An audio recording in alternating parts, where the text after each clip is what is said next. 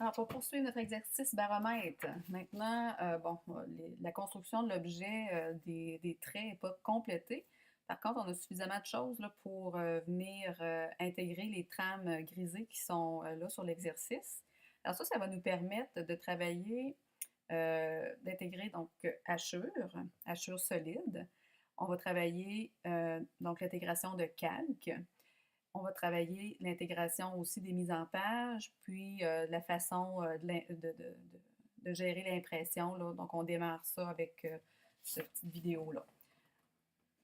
Donc, d'abord, on regarde, on a deux sortes de trames. Une trame plus pâle et une autre plus foncée.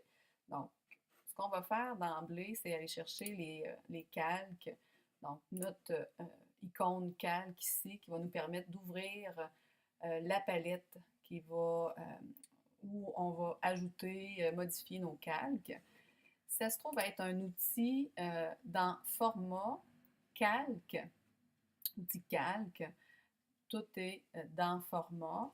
Vous avez dans Windows ça à peu près à ce niveau-ci. Alors moi, le petit onglet, plusieurs papiers un par-dessus l'autre, c'est un peu là le visuel du calque en même temps. Donc nouveau calque. Alors, on va faire une trame gris de 30%. On en fait un second trame gris de 60%. On va en faire un troisième, un calque construction. Alors, en faisant un calque construction, comme mes points par exemple, quand je vais vouloir venir faire mon impression, tout à l'heure, je ne voudrais pas avoir mes points en plein milieu, là. Donc, je veux peut-être les conserver ultimement ou je les efface, mais tous les éléments de construction sur une couche non imprimable, ça peut être intéressant si je veux venir valider, vérifier des choses en cours de route. On a dans chacun des calques la possibilité là, de venir fermer ce visuel-là. J'ai la possibilité de venir geler, bloquer, de venir travailler donc des largeurs de traits directement en visuel sur l'écran ou encore par les couleurs. Donc, d'entrée de jeu, tous les bureaux d'architectes, ou en tout cas une bonne majorité de bureaux, vont travailler avec les fichiers qu'on appelle .ctb. Si vous allez dans votre cahier de normalisation, dans l'onglet style d'impression, le style d'impression du cégep qu'on va utiliser, c'est MH standard, trame fine, si je ne me trompe pas là, de mémoire. Alors ça, vous allez à la page.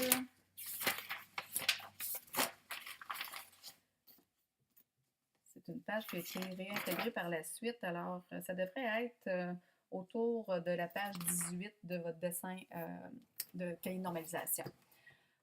Donc, là, vous avez des couleurs qui sont reliées avec une largeur de trait et un pourcentage de trame.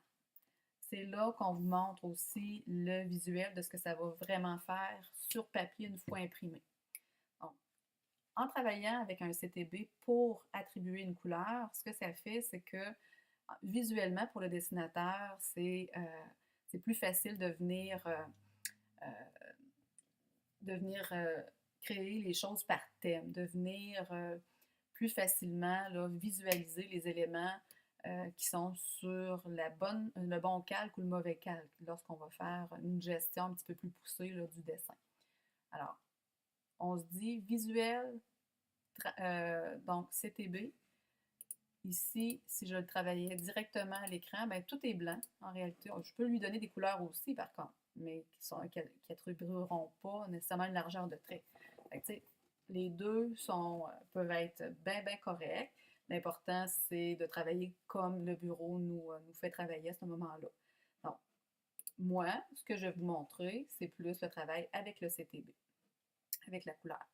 Donc, ce que je dois faire, c'est aller dans les choix de couleurs. Là, je veux une trame à 60%. Alors, je regarde 60%, c'est attribué à la couleur 60 ou 160. Alors, j'entre une ou l'autre des deux. Ensuite, l'autre trame qui était en 30%, ça va être 30, 130 ou 230. Alors, je vais rentrer 30. C'est vraiment au choix. Et construction, ce que je fais, c'est que je vais chercher aléatoirement une couleur que je suis pas mal certaine qu'il n'est pas dedans, là. Donc, pour simplement qu'elle soit différente. Alors, j'ai mes trois éléments. Là, tantôt, ce que je disais, c'est sur la couche, donc le calque construction, je vais mettre mes points. Donc, je sélectionne rapidement, majuscule, pour retirer les éléments que je ne veux pas entrer dans la sélection. Donc, il y avait, hop, majuscule. Attention, moi là, quand je dis majuscule, mon orientation 3D va changer. Donc, et là, je m'en viens dans l'outil calque et je mets ça sur construction. Alors, ça ne sera pas imprimable.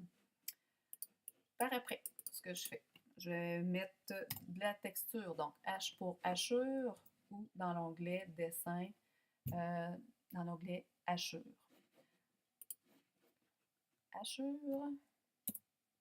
OK, c'est bon. Alors, ici, je peux choisir, est-ce que je veux des hachures donc, qui sont spécifiques pour un matériau ou est-ce que je veux un solide? Donc, ce que je veux aujourd'hui, c'est un solide. Bon, il y a plusieurs façons de faire. Je peux sélectionner une limite. Donc, je pourrais sélectionner à ce moment-là le cercle. Ou je peux simplement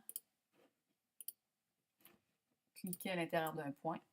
Ça me permet de créer mon... Et là, on voit que ce qui a été fait en même temps fait partie du même objet, si on veut. Alors ça, je vais le mettre sur trame gris. Ensuite, je refais encore une fois la même commande. Et là, j'aurais pu le faire, par exemple, là, mettre le bon calque déjà actif au préalable. Hein. Je peux venir ici et mettre mon calque actif. Là, je ne l'avais pas fait au préalable. Donc, là, ce que j'ai ici, espace objet, je peux l'imprimer à partir d'ici. Alors, bouton de droite, j'ai un menu contextuel. Ici, ce ne sera pas un menu contextuel d'impression, ça va être plutôt un menu contextuel de construction. Ici, je m'en vais dans un onglet de présentation, bouton de droite.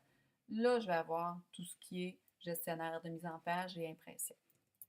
Tantôt, on va travailler par là. Là, je travaille par objet. Alors, en haut, dans votre A de AutoCAD sur Windows, moi, c'est dans Fichier. Donc, je vais aller dans Gestionnaire de mise en page, l'espace objet, modifier.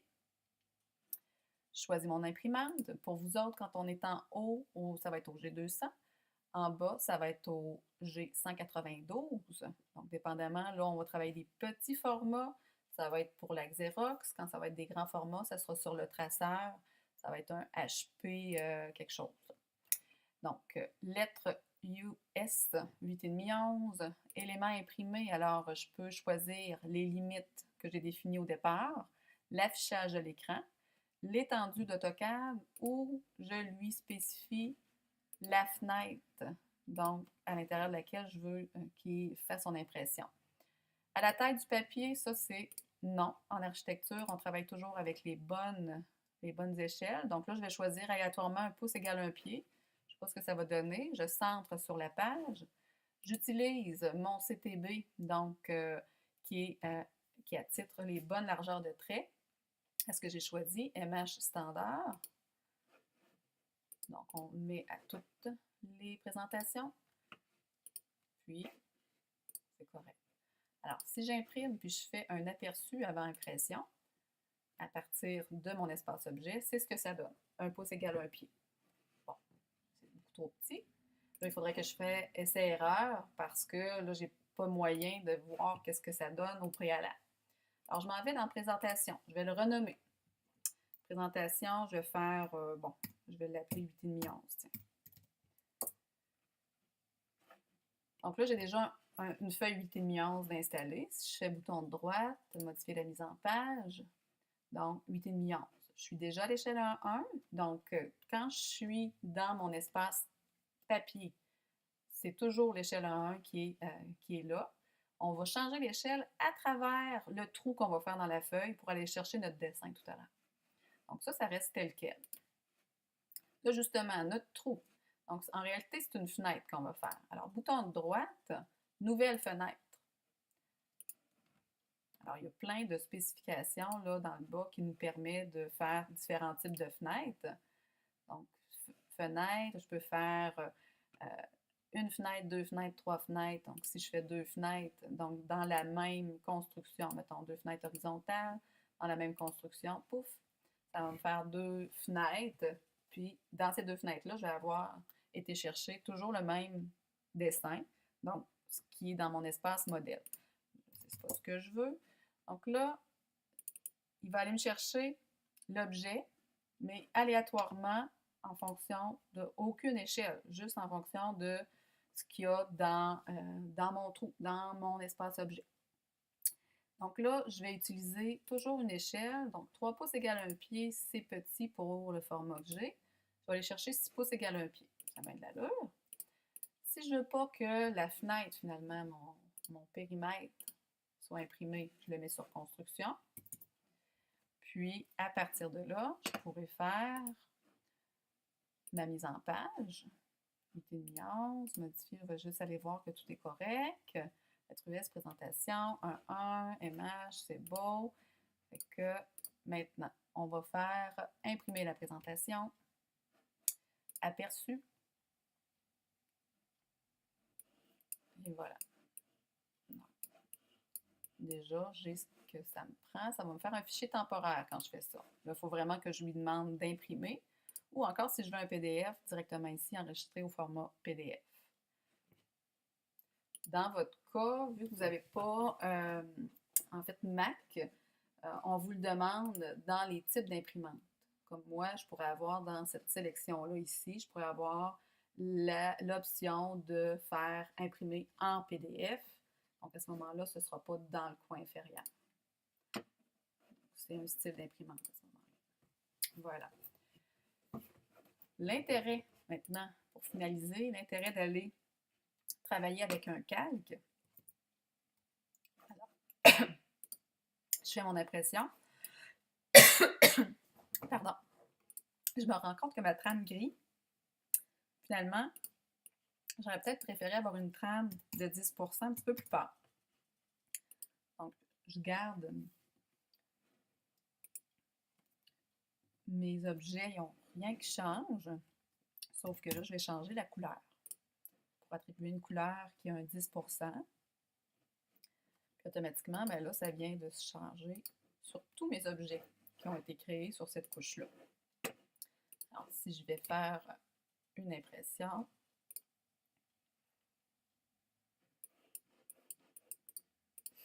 ça ne me semble pas avoir changé grand-chose. On va aller faire un test. Trame gris. Ça, trame gris. La couleur. Ah! Je ne l'ai pas modifié ici. Donc, c'est ça qui est important. J'ai été chercher ma couleur, sélectionner une couleur, j'ai été sortir ma couleur, j'ai fait OK, mais je ne l'ai pas changé sur le carré ici. Ça va aller mieux comme ça.